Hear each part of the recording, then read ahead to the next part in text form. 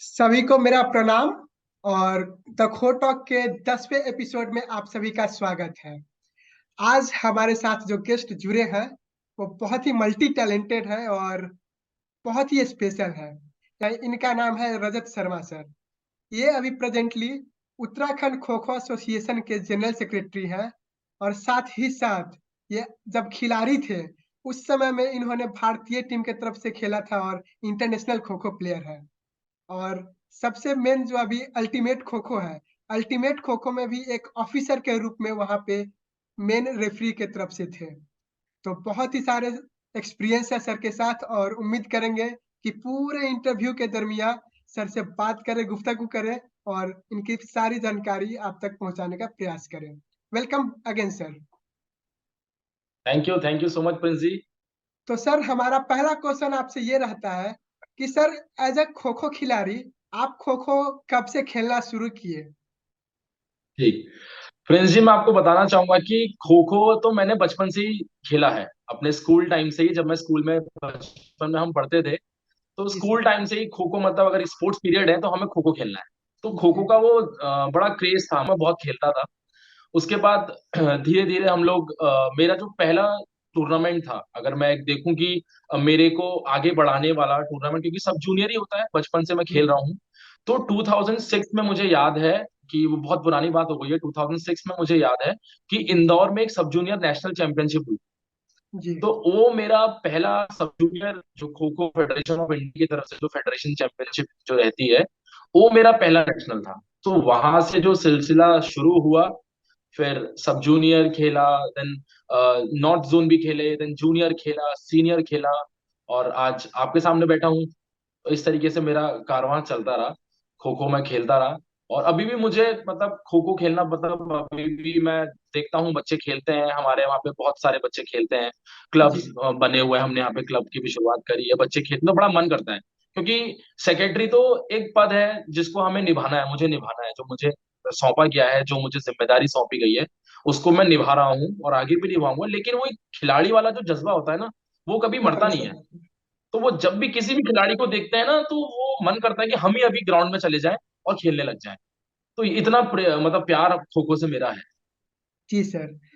तो खो खो के इस असीम प्यार को देखते हुए हम ये आपसे जानना चाहेंगे कि खो खो खेलते हुए आप किस किस उपलब्धियों तक पहुंचे सर?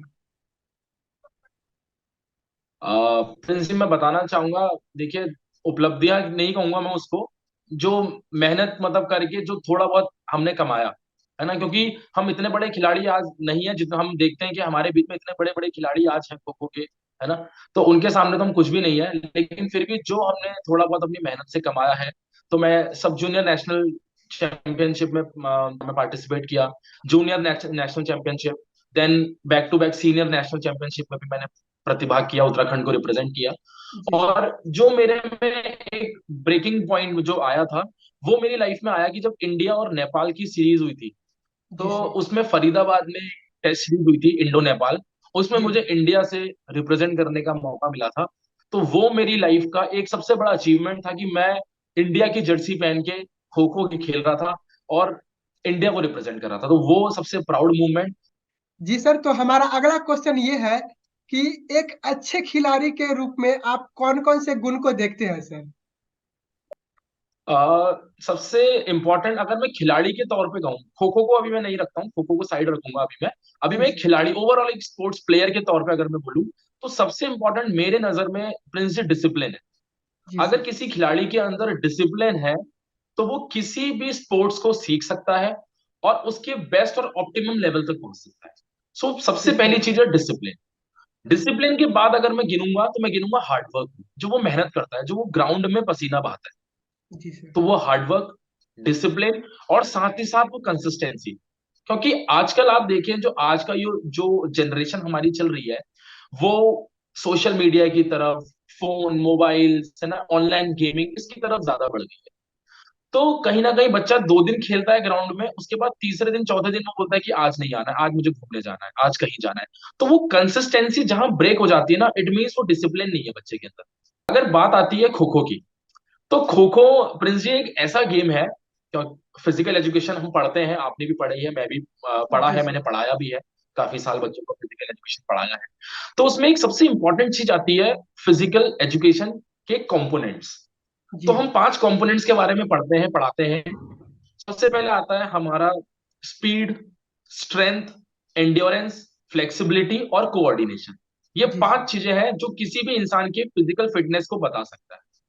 और खो खो इस पूरी दुनिया में, मैं इंडिया में भी नहीं कहूंगा प्रिंस जी, पूरी दुनिया जी में खो खो एकमात्र ऐसा गेम है जिसके अंदर ये पांचों कंपोनेंट्स होते हैं। तो आप खुद जी ही अंदाजा लगा सकते हैं कि इस खो खो गेम का चार्म क्या है। जी जी मतलब मेरे लिए तो मैं खो खो को, मतलब मेरा जो गेम रहा, जो आज भी खेल रहा हूँ, खिला रहा हूँ, आज सेक्रेटरी बन गया हूँ, अपने स्टेट के बच्चों को मोटिवेट कर रहा हूँ। मैं यही बोलता हूँ कि भाई खो खो एक ऐसा गेम है जिसको, मतलब आप कोई भी स्पोर्ट्स खेलते हो, जी खो खो का खिलाड़ी ना आप देखना कोई भी खेल खेल लेगा। सबसे इंपॉर्टेंट चीज है ना, आप हमारे महान बल्लेबाज यही सचिन तेंदुलकर साहब, उन्होंने भी जी खो खो खेला है। खो खो का खिलाड़ी उसके अंदर क्योंकि पांचों कंपोनेंट्स है, लेकिन आप कोई और स्पोर्ट्स का खिलाड़ी उठा के खो खो में डाल देंगे तो वो नहीं काट पाएगा। यस। तो यही सबसे आप बड़ा काम है हमारे गेम। और हम आपके इस बात से टोटली सहमत है सर, क्योंकि ऐसा देखते हैं कि एक खो खो खिलाड़ी, इनके आगे कोई भी गेम ला दीजिए, कोई भी गेम में इनको बोलिए कि जाइए आपको वो गेम खेलना, उसमें बहुत अच्छे से खेलते हैं और परफॉर्म भी करते हैं।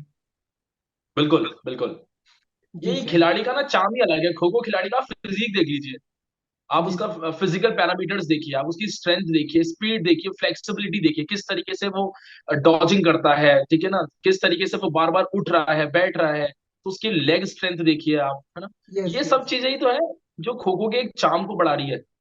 और जी अच्छा सर। खो खो जब देखने को मिलता है तो वो तो बात ही अलग है। जी।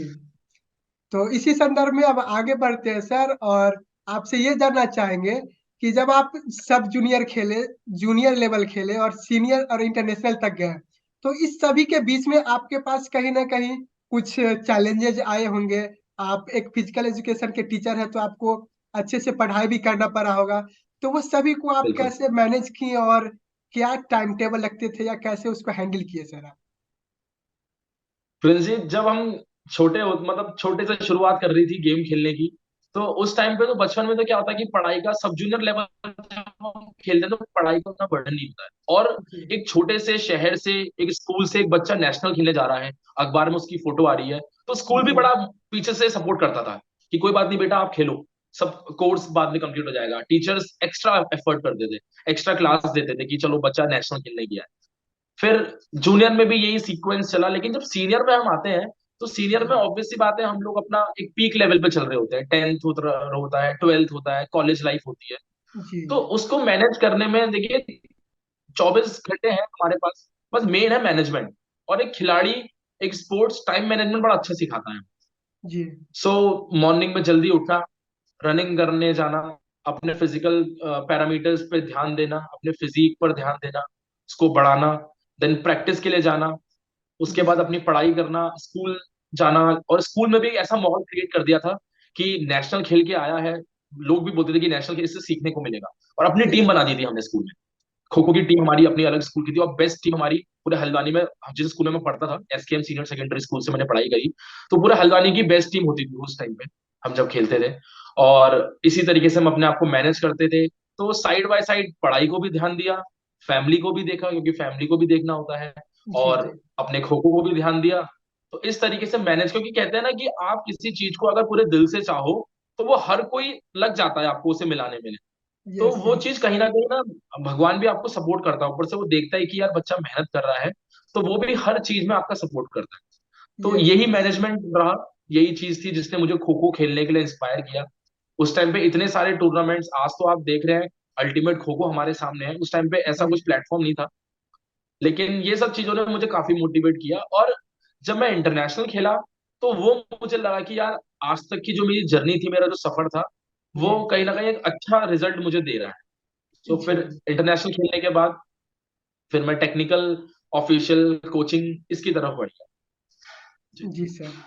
तो जैसा कि आपने बताया कि अगर आप कोई भी चीज़ पूरे मेहनत से कर रहे हैं, पूरे ईमानदारी से कर रहे हैं, तो एक पूरा एनवायरनमेंट, पूरे सराउंडिंग आपको सपोर्ट करता है।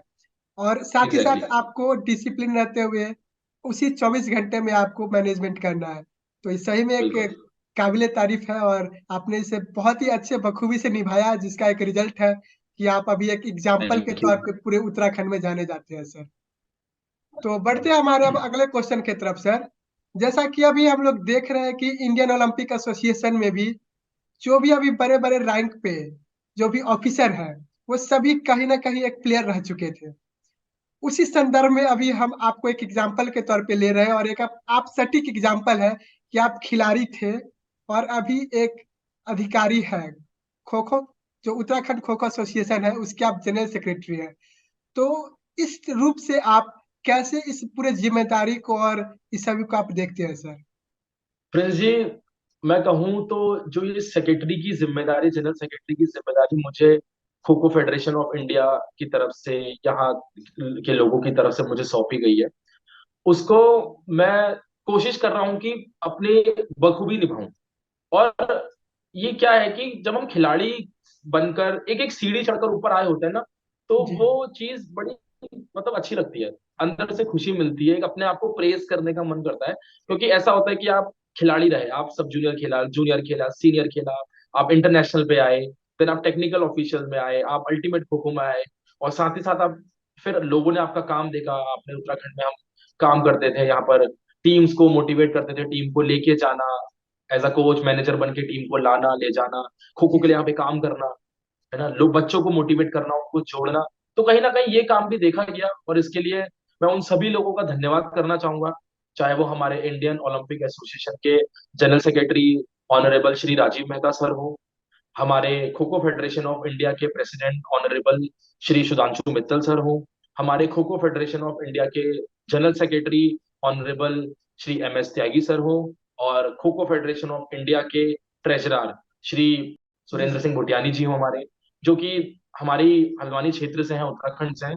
तो इन लोगों ने जो मुझे ड्यूटी, जो मुझे जिम्मेदारी सौंपी, उसको मैं कोशिश कर रहा हूँ निभाने की, खो खो को उत्तराखंड में आगे बढ़ाने की। और आप लोगों का प्यार रहा, सब लोगों का सपोर्ट रहा, तो मुझे पूरी उम्मीद है कि, क्योंकि ये खिलाड़ी के दर्द को समझ सकता है। जी सर। प्रिंस जी, ये बहुत बड़ी बड़ी चीज है कि जी सर। अगर आप खिलाड़ी है ना, तो आप ही खिलाड़ी के दर्द को समझ पाएंगे कि आखिर खिलाड़ी चाहता क्या है, उन्हें क्या जरूरत है अभी वहां पे, क्या क्या चीज जरूरत है उनको। में वो अभी पीछे छूट रहे बिल्कुल, हैं, कैसे उसको कंप्लीट कर सकते हैं। बिल्कुल, बिल्कुल। तो यही चीज है, मुझे इसी चीज का फायदा मिलता है क्योंकि मैं खुद खिलाड़ी रहा हूँ। तो जब मैं जी अपने सर। बच्चों को देखता हूँ तो मुझे पता होता है कि यार यहाँ इस बच्चे को ये जरूरत है, यहाँ जी इस बच्चे को ये जरूरत है। यहाँ तक कि जब वो बच्चा ग्राउंड पे खेल रहा होता है, तो मैं आपको बताऊं, अभी हमारी चैंपियनशिप हुई थी उस्मानाबाद में, अभी जो चैंपियनशिप हुई है उस्मानाबाद के बाद, अभी अभी कोलकाता, वेस्ट जी सर। बंगाल में बांसबेरिया में हमारी जूनियर नेशनल चैंपियनशिप हुई। जी तो मैं अपनी टीम के सारे मैचेस देख रहा था, एज अ सेक्रेटरी मैं ग्राउंड के बाहर ही बैठा था, और मैंने जी अपनी टीम के सारे मैचेस देखे। और मैं आपको बताऊं, क्योंकि हम जब खिलाड़ी होते हैं ना, तो मन करता है, हम बाहर से हल्ला भी कर रहे होते हैं कि भाई क्या खेल रहा है, जी ऐसे खेल, ये कटिंग कर, ये कर, क्यों, क्योंकि हम भी खिलाड़ी रहे हैं। तो वो सेकेंडरी वाला फील तो बाद की बात है, पहले वो खिलाड़ी बाहर आने लग जाते जी हैं। और सर। खिलाड़ी के साथ साथ जी, और खिलाड़ी के साथ साथ ही जो ये जिम्मेदारी जनरल सेक्रेटरी की जिम्मेदारी मुझे मिली है, उसको भी मैं पूरी ईमानदारी से, पूरी मेहनत से निभा रहा हूँ, और आगे भी निभाऊंगा। और कहीं ना कहीं मुझे विश्वास है कि उत्तराखंड को मैं एक ऐसे प्लेस पे लाके खड़ा करूंगा कि लोग बोलेंगे कि हाँ, रजत शर्मा जनरल सेक्रेटरी के रूप में आया, और उसने ये बेंचमार्क तैयार कर दिया कि उत्तराखंड की टीम आज टॉप 10 में, टॉप 8 में आने लगी। तो मैं, जी वो सर। मेरा एक सपना है कि मुझे ऐसा करना है। और हमारे तरफ से ये हमेशा आपके लिए वेल विशेष रहेगा कि आप इसी तरह से पूरे लगन से काम करते रहिए और नए उपलब्धियों को प्राप्त करते रहिए sir. Thank you Prince ji, thank you so much. जी सर। तो हमारा अब अगला क्वेश्चन ये है कि कोई भी बड़े टूर्नामेंट के लिए उत्तराखंड खो खो एसोसिएशन किस तरीके से एक टीम को सिलेक्ट करती है, किस तरीके के प्लेयर को देखती है और एक टीम बनाती है? जी, तो मैं बताना चाहूंगा आपको, थोड़ा आपने कॉन्फिडेंशियल सवाल पूछ दिया, लेकिन मैं आपको पूरा अच्छे से एक्सप्लेन करूंगा इस चीज पे कि उत्तराखंड में हम लोग, मैं जब से आया हूं, मैं अपने टेन्योर की बात करूंगा, जब से मैं एज अ सेक्रेटरी आया हूं, तो जी मैंने सर। क्या किया है कि कोशिश तो पहले मेरी यही होती है प्रिंस जी, कि हम लोग डिस्ट्रिक्ट चैंपियनशिप कराएं, जी उसके बाद स्टेट करवाएं, और वहां से हम लोग सिलेक्शन करके कैंप लगाएं और टीम को लेके जाएं। लेकिन आपको भी पता है, इन सब कामों के लिए, इन सब टूर्नामेंट्स के लिए सबसे इंपॉर्टेंट चीज है मनी, फंड, जी जो कि कहीं ना कहीं लैक करते हैं हम लोग, क्योंकि उत्तराखंड एक ऐसा स्टेट है जिसमें खो खो अभी उतना ज्यादा उभर कर नहीं आया है जितना वो बाकी सदर्न स्टेट्स में आया है। चाहे जी वो आप महाराष्ट्र ले लो, कर्नाटका, वेस्ट बंगाल, दिल्ली, हरियाणा, पंजाब, यहाँ आप ले लीजिए, वहां पर उत्तराखंड में अभी वो लेवल नहीं बना है, जो मेरा कहना है। मुझे अब हर किसी का अपना अलग अलग परसेप्शन होता है, बट जो जी मेरा नजरिया है मैं वो आपसे शेयर करता हूँ। तो सबसे पहले ये चीज है, तो फंड की जरूरत पड़ती है, उतना फंड हमारे पास जनरेट हो नहीं पाता है, या कभी कुछ परेशानियां आ जाती है, कभी कुछ हो जाती है। तो हम जो चीज करते हैं, हम ट्रायल रखवाते हैं। जी ट्रायल में हमारे वहाँ 15-20 दिन पहले हम लोग, 20 दिन, हाँ, एक महीना पहले हम लोग ट्रायल रखते जी हैं। उसमें हमारे वहाँ 13 डिस्ट्रिक्ट है, और जी 13 की 13 डिस्ट्रिक्ट से मैं आपको बताना चाहूंगा, बच्चा लड़के क्या लड़कियां क्या, प्रिंसिपल बढ़ चढ़कर प्रतिभाग करते हैं, बढ़ चढ़कर पार्टिसिपेट करते हैं। जी जी ये ये कहने की बात नहीं होगी, मैं तारीफ नहीं हमें करूंगा, हमारे लगभग पास आप रिपोर्ट विश्वास आई करिए है ढाई सब सौ कुछ। तीन सौ बच्चा। जी, 250 से 300 बच्चा, लड़का भी, ढाई 200 लड़के, 150 200 लड़कियां हमारे वहाँ ट्रायल देने के लिए आती हैं। जी फिर सर। उसमें हम लोग एक सिलेक्शन कमेटी बनाते हैं। रेफरीज ऑफिशियल्स वो हमारे अलग कमेटी रहती है, एक सिलेक्शन कमेटी हमारी अलग है। जी सिलेक्शन कमेटी में हमारे पास सीनियर प्लेयर्स, चाहे वो इंटरनेशनल हो, नेशनल हो, सीनियर्स, और एनआईएस कोचेस। जी एनआईएस कोच हमारे वहाँ जैसे कि कुछ हैं, मनीष जी हमारे इस बीच अभी एनआईएस करके आए हैं, बहुत अच्छे, जी जी मेरे जूनियर हैं, फ्रेंड भी हैं, भाई जैसे हैं छोटे, वो रहते हैं।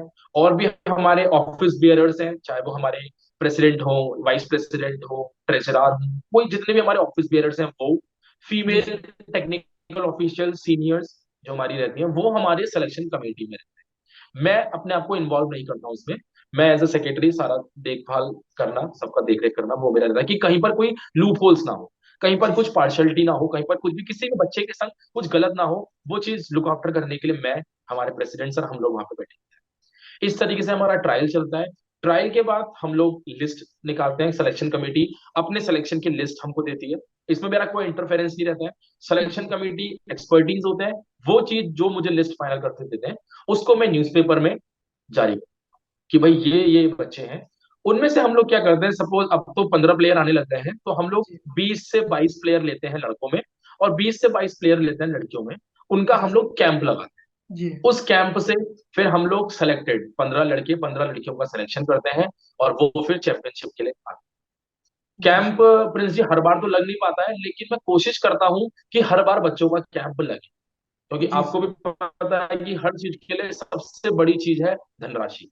तो जी सर। उसके लिए हम लोगों को काम करना पड़ता है, और उसके लिए धीरे धीरे उत्तराखंड कहीं ना कहीं आगे बढ़ रहा है। जी सर। उत्तराखंड इस चीज में आगे आ रहा है। मैं अपनी तरफ से पूरी कोशिश कर रहा हूँ अलग अलग लोगों को जोड़ने के लिए, ताकि हम लोग फंड जनरेट कर पाए, अलग अलग स्पॉन्सर्स को जोड़ पाए, ताकि बच्चों का कैंप लग सके, टूर्नामेंट हो सके, और बच्चा अच्छे से अच्छा प्रदर्शन नेशनल लेवल पे, इंटरनेशनल लेवल पे ज्यादा से ज्यादा बच्चे उत्तराखंड से चल पाए। तो ये हमारा प्रोसीजर रहता है। अभी कुछ टाइम पहले हमने कैंप लगाया था, उस जी कैंप सर। के बाद हमारी टीम सब जूनियर खेलने गई थी, जी और सर। हमारी उत्तराखंड टीम 9th रैंक पे थी। जी सर। तो हमारे लिए यही सबसे बड़ी उपलब्धि है कि उत्तराखंड टॉप 10 में आ रहा है। जी सर, जी तो हमारा अगला क्वेश्चन ये है कि जो खिलाड़ी नेशनल और इंटरनेशनल के लिए खेलते हैं, उन सभी खिलाड़ी के लिए उत्तराखंड खो खो एसोसिएशन और उत्तराखंड सरकार के तरफ से क्या सपोर्ट मिलता है प्लेयर्स को? जी। आ, इसके जवाब में ये कहना चाहूंगा कि जो भी खिलाड़ी हमारे वहां से राष्ट्र में पदक और अंतर्राष्ट्रीय खेलता है, तो हमारे उत्तराखंड सरकार की गाइडलाइंस हैं, कुछ खेल नीतियां बनी हैं, तो जी उसके सर। अंतर्गत कुछ धनराशि, अब मुझे एग्जैक्ट तो अमाउंट प्रिंस याद नहीं है कितनी रहती है क्या रहती है, लेकिन जी सर। उसके अंतर्गत धनराशि मिलती है।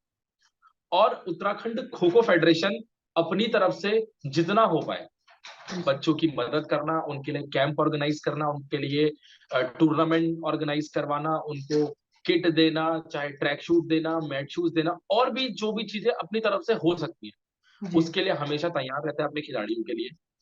और मैं शुक्रगुजार हूँ कि जो हमारी खो खो फेडरेशन ऑफ इंडिया है, उसका जी मैं तहे दिल से धन्यवाद करना चाहूंगा, कि वो लोग मेरी फेडरेशन को नहीं, उत्तराखंड को ही नहीं, इंडिया में जितनी भी फेडरेशन है खो खो की, उन सबको बहुत ही ज्यादा सपोर्ट करती हैं, वहां के जी सर। प्लेयर्स को सपोर्ट करती हैं।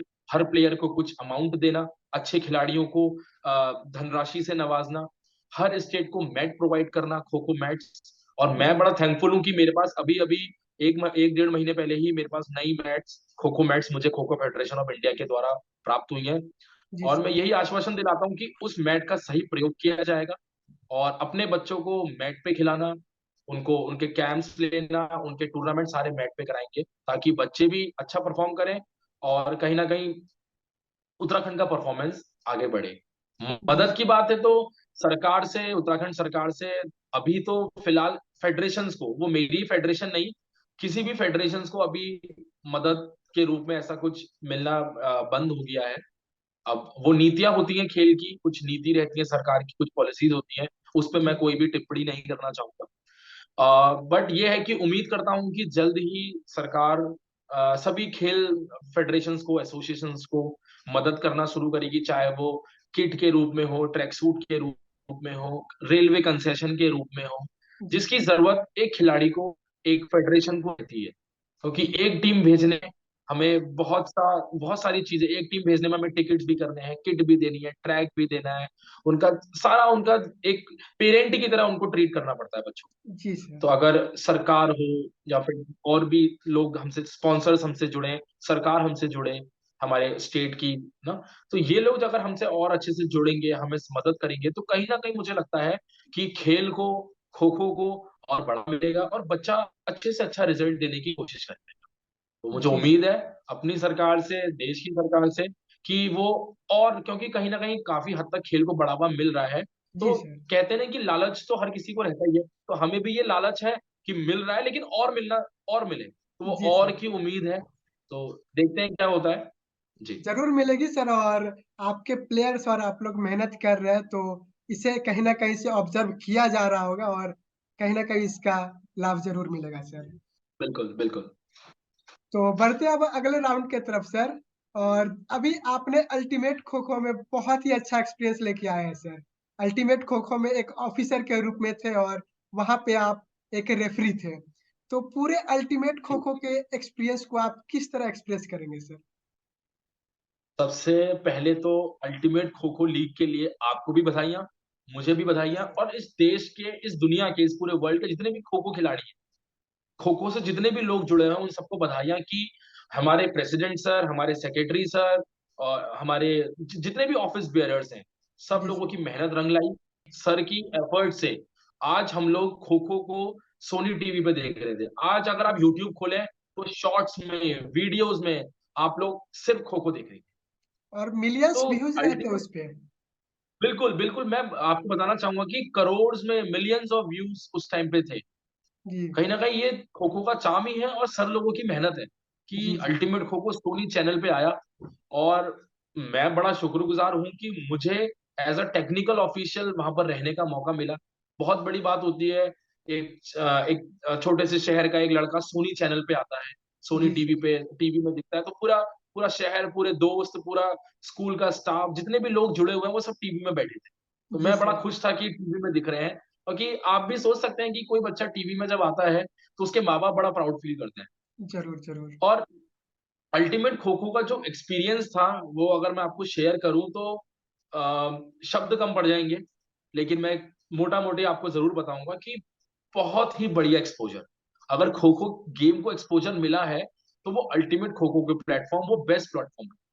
यस। गेम को इतना फास्ट गेम बना हुआ था, और खिलाड़ी, मतलब आप देखेंगे खिलाड़ी, जब हम तो ग्राउंड पे थे, वहां पे मैट में मौजूद था मैं तो जी जब हम सर। देखते थे स्पीड प्लेयर्स की, सो मतलब वो अनबिलीवेबल था कि कितनी स्पीड में वो खेल रहे हैं, क्या उनका फिजिक है, क्या डाइव है, स्काई डाइव। आप वो ब्यूटी जो थी गेम की, वो ऐसा लग रहा था कि वाह यार, मतलब हम प्राउड फील कर रहे थे कि आज, कल के दिन अपने शहर जाएंगे तो बोलेंगे कि हम खो खो खिलाड़ी हैं। वो यस। अल्टीमेट खो खो था, वो वाकई में यस। अल्टीमेट था। क्योंकि यस आप, अगर हम ultimate level. National national level पे देखें, है ना, नेशनल लेवल जो हमारे एसोसिएशन के स्पोर्ट्स होते हैं, जो हमारे जूनियर सीनियर नेशनल चैंपियनशिप होती है, जी उसको जी। और इसको अगर कंपेयर करें, तो कहीं ना कहीं अल्टीमेट खो खो एक सुपर फास्ट लेवल था, वो अल्टीमेट लेवल ही था। यस। प्लेयर्स को कम कर दिया गया था, डिफेंडर के लिए बड़ा मुश्किल हो गया था कि ग्राउंड छोटा हो गया है, बॉक्सेस कम, प्लेयर्स उसमें, उसको दौड़ना है बहुत जल्दी जल्दी, तो इतना रिफ्लेक्स एक्शन देने हैं। लेकिन उसके बाद भी काबिले तारीफ ये है कि यस। यस। बोनस पॉइंट मिल रहे थे, ड्रीम रन मिल रहा था बार बार। जी। मुझे इतना मतलब वहां पर सामने से अगर आप देखें, प्रेशर भी बहुत था, बहुत प्रेशर, क्योंकि कैमरा सामने है, लाइव चल रहे हैं आप। तो वो एक कैमरा का जो प्रेशर है वो मुझे रियलाइज हुआ कि वाकई में बहुत प्रेशर है। उतना सारा क्राउड, वो क्राउड हुटिंग कर रहा है, हल्ला कर रहा है, और सारा टेक्निकल काम चल रहा है, टाइम जितना भी चल रहा है टेक्निकल चल रहा है। कंप्यूटर में टाइम चलता था, हम लोग सारा उसको करते थे, जी खुद मैंने सर। वो किया। असिस्टेंट टाइम कीपर का काम किया, टाइम कीपर का किया, पोस्ट अंपायर का किया, असिस्टेंट स्कोरर का किया। ये जी सारे काम करे वहां पर, टेक्निकल ऑफिशियल के वहां पर था। सो एक चीज तो महसूस हुई कि प्रेशर बहुत था, जी लेकिन से सर लोगों का जो सपोर्ट था, मुझे ही जी नहीं सभी ऑफिशियल सपोर्ट था। वो रोज हमें मोटिवेट करते थे कि नहीं आप लोग यस अच्छा कर रहे हैं और अच्छा करेंगे। तो वो मोटिवेशन मिल रहा था रोज। खिलाड़ियों का गेम देख के, खिलाड़ियों को देखकर बड़ा ही बड़ा खुशी मिल रही थी कि ये वो गांव के बच्चे, वो बच्चे जिन्होंने कभी शायद नहीं सोचा होगा कि जी। खो खो इस लेवल पे, मिट्टी से मैट मैं तक का सफर। मैंने भी मिट्टी पे खेला, मिट्टी से मैट में तक आया। बहुत लंबा सफर है, बहुत लंबी जर्नी है। और वो खिलाड़ी जो आज तक मिट्टी में खेलते थे, और क्योंकि कहीं ना कहीं आप देखो ना, खो खो में गरीब तबके का आदमी बच्चा बहुत खेलता है, मैं खुद जी अपने वहां देखता हूँ, गरीब घर का बच्चा बहुत आता है। तो जी वो बच्चा आज लाखों में खेल रहा है, लाखों रुपए कम उसने वहां से जोड़े, कमाए। आए दिन उसको 50,000, 1 लाख का प्राइज मनी मिलता था, है ना। जी विनर्स को करोड़ों में मिला ऐसा। जी सो जी। कहीं ना कहीं उन बच्चों का मोटिवेशन, अवार्ड तो ऐसी चीज है ना, वो बच्चे को ऑटोमेटिकली मोटिवेट कर देती है। अवार्ड्स भी मिले, रिवॉर्ड्स भी मिले, नाम हुआ यस। टीवी में, यूट्यूब में। सो यही अल्टीमेट का, मैं तो क्या मतलब, मेरे पास शब्द नहीं है प्रिंस जी, मैं अल्टीमेट खो खो की जितनी भी तारीफ करूं उतनी कम है। और इसीलिए इसका नाम अल्टीमेट रहा है, क्योंकि ये गेम को एक अल्टीमेट बिल्कुल, लेवल तक लेके जा रहा है सर। अल्टीमेट लेवल पे ले गया, फर्श से अर्श तक, आज तक। आसमान तक ले गया, यस यस। है ना। माटी से मैट तक का सफर, और बड़ा लंबा सफर रहा, लेकिन बड़ा ही, वो कहते हैं ना कि देर में आए लेकिन दुरुस्त आए। जी सर। तो सर हमारा अगला क्वेश्चन ये है कि upcoming international tournament, ultimate kho kho, ये सभी चीजों में आपके फेडरेशन के तरफ से मैक्सिमम प्लेयर का चयन हो, इसके लिए आप लोग क्या प्रयास कर रहे हैं सर? जी, सबसे पहले तो हम लोग कोशिश करेंगे कि ज्यादा से ज्यादा कैंप्स लगाएं, जी और बच्चों का प्रदर्शन अगर नेशनल लेवल पे अच्छा होगा तो वहीं से उनका सिलेक्शन आगे इंटरनेशनल या इंटरनेशनल कैंप्स के लिए, अल्टीमेट खो खो कैंप के लिए वहीं से होगा। तो जी मेरा तो मेन फोकस यही रहेगा कि मैं जड़ पे, रूट लेवल पे काम करूंगा। और यहाँ डिस्ट्रिक्ट लेवल पे हो, स्टेट लेवल पे हो, यहाँ पर अपने स्टेट के अंदर बच्चों को क्लब्स बनाने हैं, डिफरेंट डिफरेंट जगहों पे जाके क्लब्स बनाने हैं, बच्चा रेगुलर प्रैक्टिस करे, उसको अच्छे से अच्छा कोच प्रोवाइड किया जाए, ताकि वो नेशनल लेवल पे बिल्कुल बढ़ चढ़कर पार्टिसिपेट करे और बहुत अच्छा परफॉर्मेंस करे। अगर वो नेशनल लेवल पे अच्छा परफॉर्म कर गया तो ऑटोमेटिकली उसका इंटरनेशनल अल्टीमेट कैंप के लिए सिलेक्शन हो जाएगा। फिर जी बाकी उस सर। बच्चे की मेहनत है कि वो कैंपों में कैसी मेहनत करता है, उसके बाकी बाद आगे तो उसके सिलेक्शन। ऊपर, है ना। लेकिन मैं अपनी तरफ से पूरी जान लगाऊंगा कि मेरे उत्तराखंड से ज्यादा बच्चा international, Asian, ultimate kho kho में जाए। जी सर। और हमें आपकी काबिलियत और आपके मेहनत पे पूरा भरोसा है कि आपके प्लेयर्स उसमें जरूर खेलेंगे और ज्यादा से ज्यादा प्लेयर्स खेलेंगे उसमें।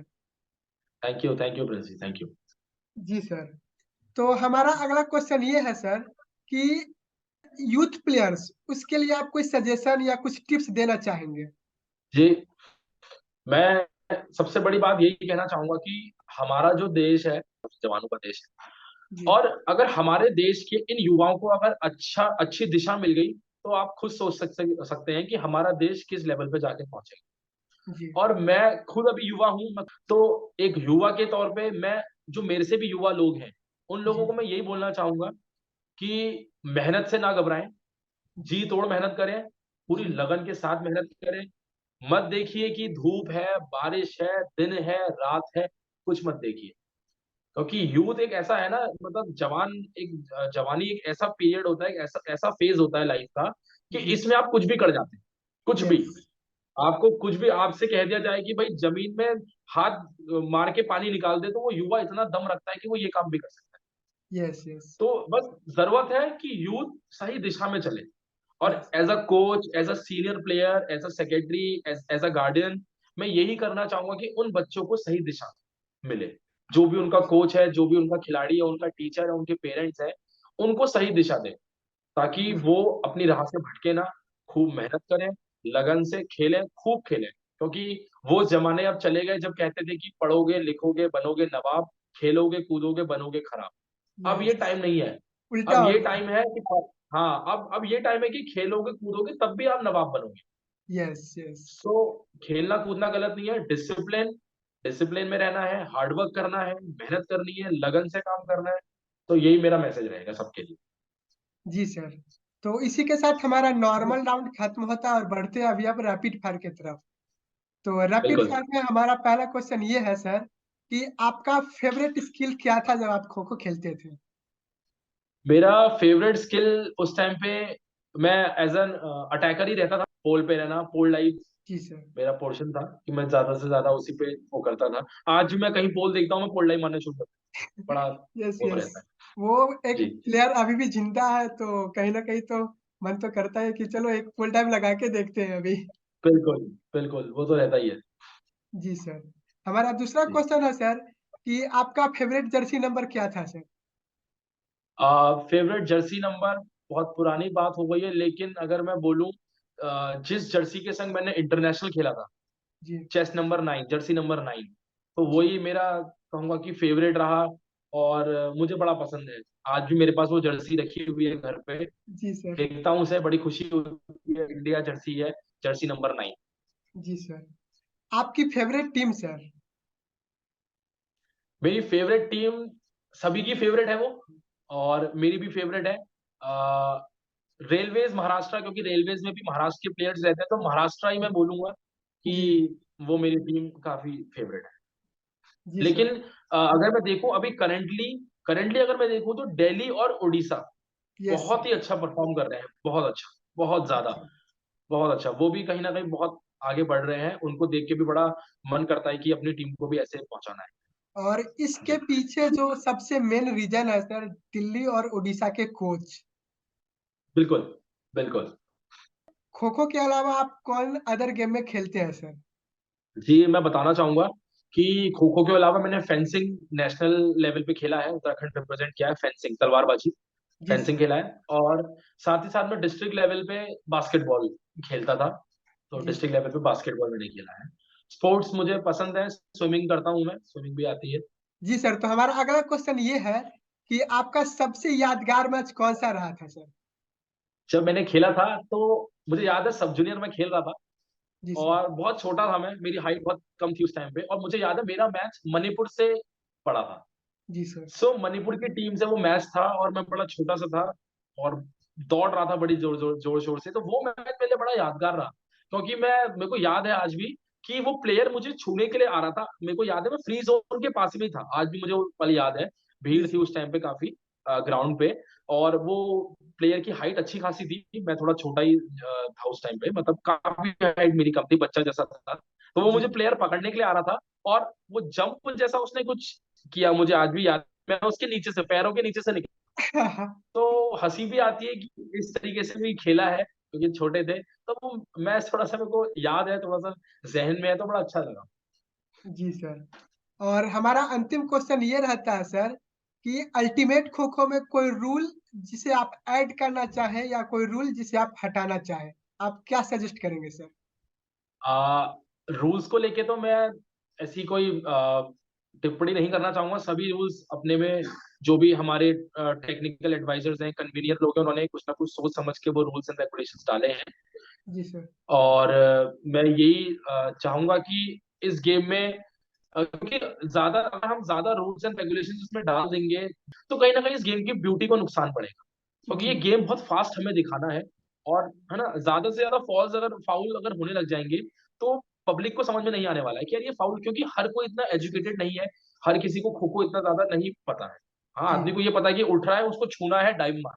जी। तो ऐसे कोई रूल्स तो, हाँ ये है कि एक रूल इस पे मैं बोलना चाहूंगा कि ये स्काई डाइव और फ्लैट डाइव, इस चीज में थोड़ा सा हमारा एक ये है कि ये चीज कंफर्म हो जाए कि कौन सी फ्लैट डाइव है या कौन सी स्काई डाइव है, या फिर जो भी डाइव हवा में उड़ के हो रही है उसको हम लोग स्काई डाइव भी बोले। ये चीज मैं सोचूंगा, क्योंकि इसमें बड़ा कंफ्यूजन रहता है कि फ्लैट डाइव कौन सी है और स्काई डाइव कौन सी है।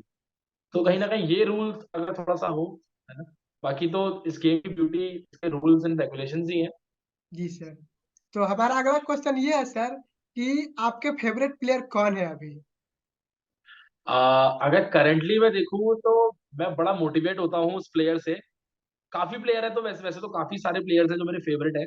अगर मैं देखूँ तो रामजी कश्यप मुझे बहुत पसंद जी, है। अभी अल्टीमेट खो खो में भी उनका जो परफॉर्मेंस था, और अभी नेशनल चैंपियनशिप उस्मानाबाद में भी वो बेस्ट प्लेयर के रूप में आईएम को अवार्ड मिला। सो जी, उनको वो मेरे को बड़ा मोटिवेट करते हैं, क्योंकि एक बड़े ही सामान्य घर से हैं वो।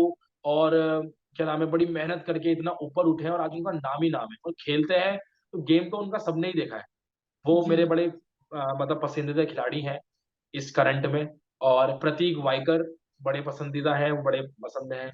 एक रेलवे के हैं महेश शिंदे, जी सर, वो खिलाड़ी मुझे बहुत पसंद है। उनका टेम्परामेंट, उनको देखता हूँ उनके बड़े कूल रहते हैं।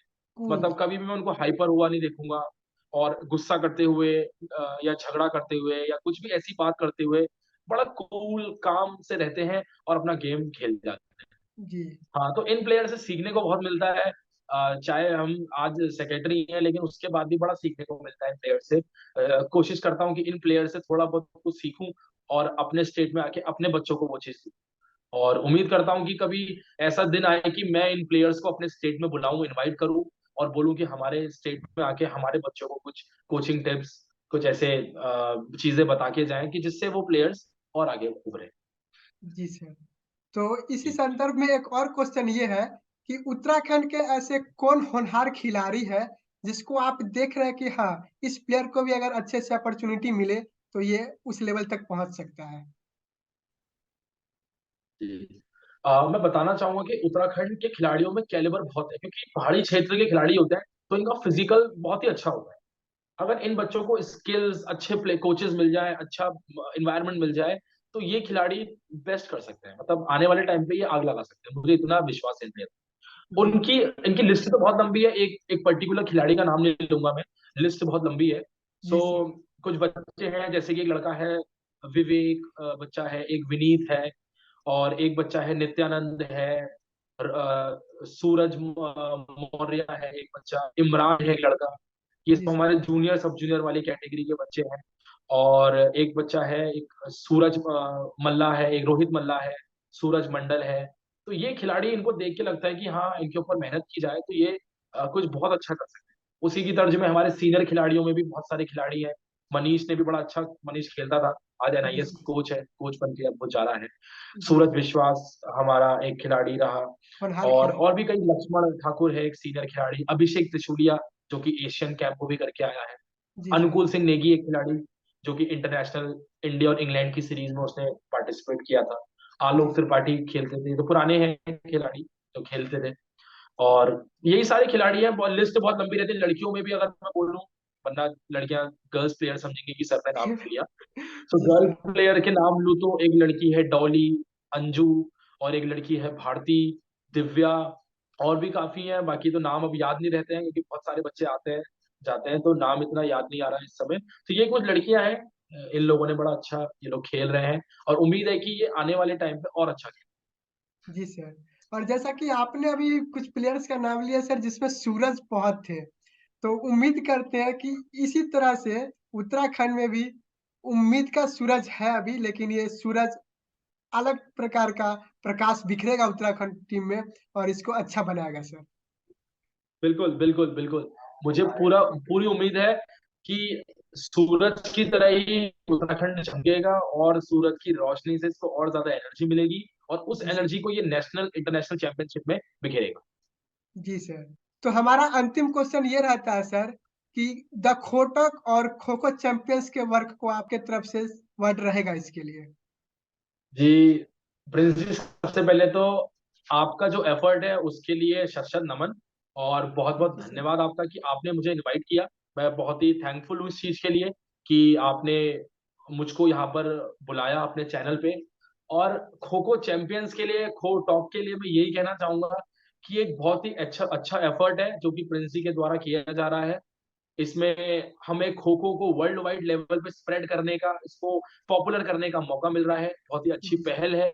और इसके लिए इनको शुभकामनाएं भी देना चाहूंगा कि आने वाले थैंक टाइम पे ये और भी बड़े बड़े लोगों का, खो खो फेडरेशन ऑफ इंडिया के सेक्रेटरी का, और kho kho Federation of India के प्रेसिडेंट का, इंडियन ओलंपिक एसोसिएशन के सेक्रेटरी प्रेसिडेंट का एक दिन इंटरव्यू उसी तरीके से लें और जी इसी तरीके से खो खो को आगे बढ़ाएं और खो खो को नाम दुनिया भर में खो खो का नाम अपने चैनल से करें। तो मैं यही शुभकामनाएं देना चाहूंगा। बहुत बहुत धन्यवाद सर।